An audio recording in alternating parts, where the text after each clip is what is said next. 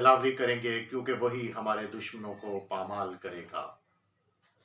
باغ عدن میں ابلیس نے آدم اور حوا کو آزمایا اور ان پر فتح پائی اور ان کو مغلوب کیا، اور آج بھی وہ اپنی اسی خصلت، اسی عادت کے باعث انسانوں کو آزماتا ہے۔ وہ مختلف طریقوں کی آزمائشوں سے انسان پر حملہ آور ہوتا ہے تاکہ انسان کی توجہ اس کی حقیقی زندگی کا مقصد سے ہٹا کر ان فانی چیزوں کی طرف مرکوز کر سکے۔ آج کی ویڈیو میں ہے ابلیس کے حملے اور ان حملوں سے بچاؤ۔ فرزان پاسٹر عاشر سلیم ایک بار پھر آپ کی خدمت میں حاضر ہوں۔ ابلیس کا پہلا حملہ دنیاوی خواہشات ہیں۔ انسان کا ہمیشہ اول درجہ یا مرکزی حیثیت ہمیشہ سے ہی یہ رہی ہے کہ وہ دنیاوی چیزوں کی خواہش اپنی زندگی میں رکھتا ہے اور زندگی کو آرام دہ اور آسائش سے پر کرنے کے لیے جائز اور ناجائز طریقے سے دولت جمع کرتا ہے تاکہ زندگی کو آرام دہ بنا سکے۔ اس کا مطلب یہ نہیں کہ خدا کے لوگ آرام دہ اور آسائش کے زندگی کو حاصل نہ کریں، بلکہ خداوند کا کلام فرماتا ہے آسمان کی بادشاہی کی تلاش کرو تو یہ ساری چیزیں تمہیں انعام میں مل جائیں گی، کیونکہ خداوند ہی کی برکت دولت بخشتی ہے اور اس کے ساتھ وہ دکھ نہیں ملاتا۔ جب خداوند اپنے لوگوں کو مالی طور پر برکت دیتا ہے تو پھر زندگی میں دکھ نہیں ہوتا۔ اس لیے ہمیں خدا کے کلام کے مطابق آسمان کی بادشاہی کی تلاش پہلے کرنی ہے، کیونکہ نہ دنیا سے محبت رکھو نہ ان چیزوں سے جو دنیا کی ہیں۔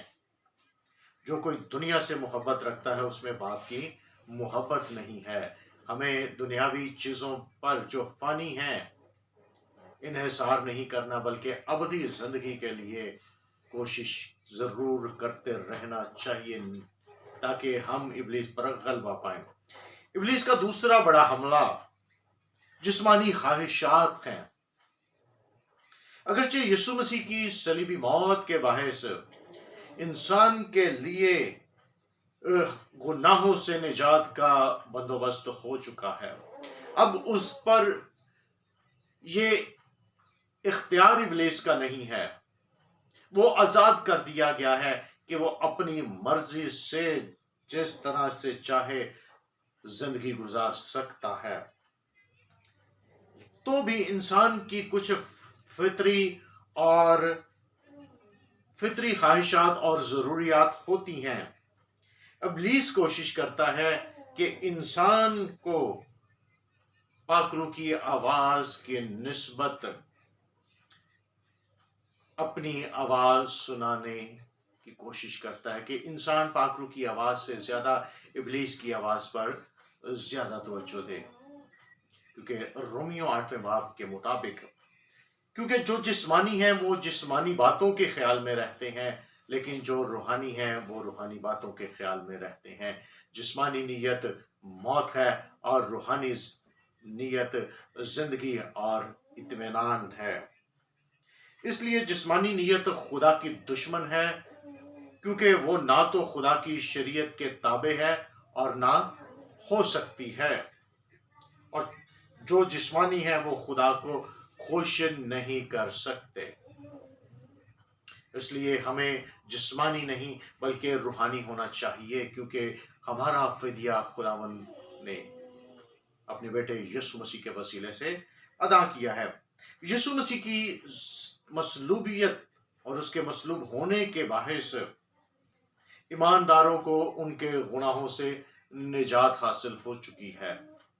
اب گناہ اور ابلیس کا ہم پر اختیار نہیں رہا، ہم گناہ اور ابلیس کے تابع نہیں رہے۔ جب ایک ایماندار مسیح یسوع کی اس موت کو جو صلیب پر ہوئی اور اس کے جی اٹھنے کے انتظام کو جان لیتا ہے، اس سے بخوبی واقف ہو جاتا ہے، تو پھر ابلیس اس کے سامنے ہتھیار ڈال دیتا ہے، کہ وہ جانتا ہے کہ یہ یسوع کے خون سے خریدے گئے لوگ ہیں اور خدا کا روح ان میں سکونت کرتا ہے، اور جہاں خدا کا روح سکونت کرتا ہے ابلیس وہاں پر ٹھہر نہیں سکتا۔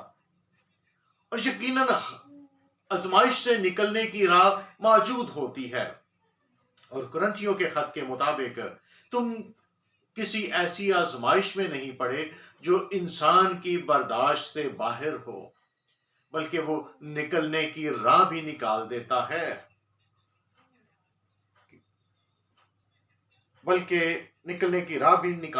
تاکہ تم برداشت کر سکو۔ خداوند ہمیں اپنے کلام کے وسیلے سے برکت دے، اور ان ابلیس کے حملوں پر ہم غالب آئیں، اور اپنے ایمان کے ہتھیار تھامے رہیں، تاکہ ابلیس کے تمام منصوبوں کا مقابلہ کر سکیں۔ کلام فرماتا ہے تم ابلیس کا مقابلہ کرو گے تو وہ تم سے بھاگ جائے گا۔ ہمیں مقابلہ کرنا ہے اور ابلیس کے حملوں پر غالب آنا ہے۔ خداوند آپ کو برکت دے اور غلبہ دے۔